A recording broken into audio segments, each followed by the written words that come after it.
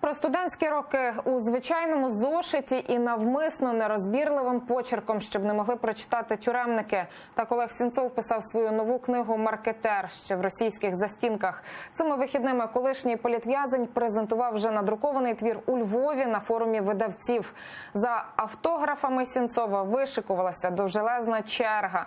Про що книга та про атмосферу презентації докладніше мої колеги. У синьо-жовтій футболці із портретом Шевченка і цитатою з Кобзаря «Борітеся, поборете». Колишній політв'язень Кремля Олег Сенцов приїхав до Львова. На щорічному форумі видавців він презентує своє нове творіння – книгу «Маркетер». Колишній тепер вже бранець Кремля писав його у звичайному зошиті і навмисно нерозбірливим почерком, аби дошкулити російським тюремникам. Жизнью написал 30 лет про себя, там 10-летнего, да? Маркетера написал 40 лет про своего 20-летнего, да?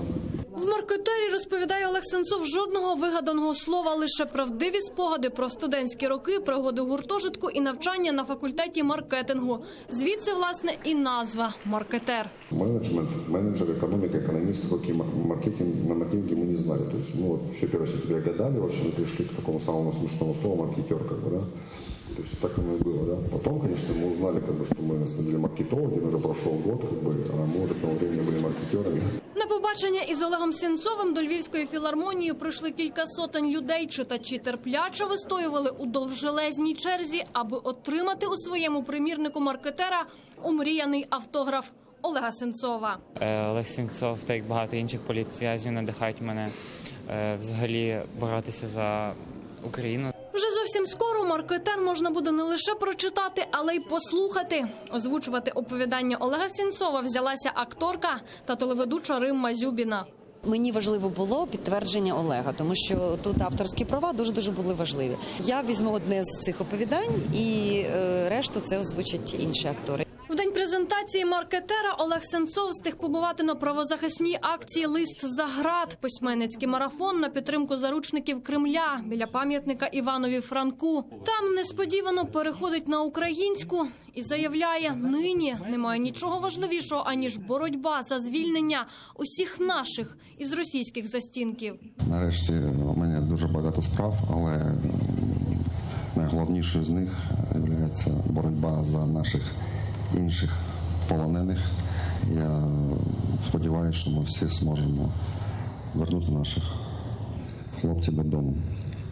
Єдине, що може розрадити їх там, у російських в'язницях і СІЗО, це листи від небайдужих, розповідає Олег Сенцов. Одне із таких послань біля пам'ятника Франку зачитувала правозахисниця Олександра Матвійчук. Вони просто хочуть додому.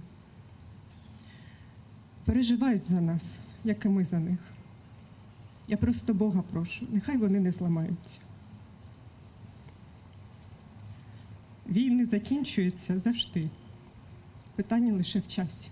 Читали тут листа і від кримського журналіста Миколи Семени. Рівно 2 роки тому окупанти засудили його до 2 років умовно та заборонили 3 роки займатися публічною діяльністю за його матеріали про блокаду окупованого півострова. Сьогодні я, як і ще 3 моїх колеги з Криму, Андрій Клименко, Анна Андрієвська, Ільмі Умеров, а також кілька журналістів з самої Росії, подвергаемся уголовному преследованию за высказывания, которые Российский уголовный кодекс, начиная с марта 2015 года, классифицирует как призывы к нарушению, квалифицирует как призывы к нарушению территориальной целостности Российской Федерации.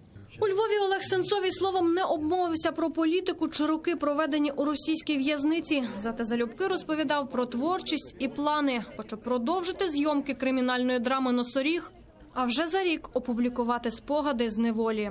Тетяна Солій, Заман, АТР.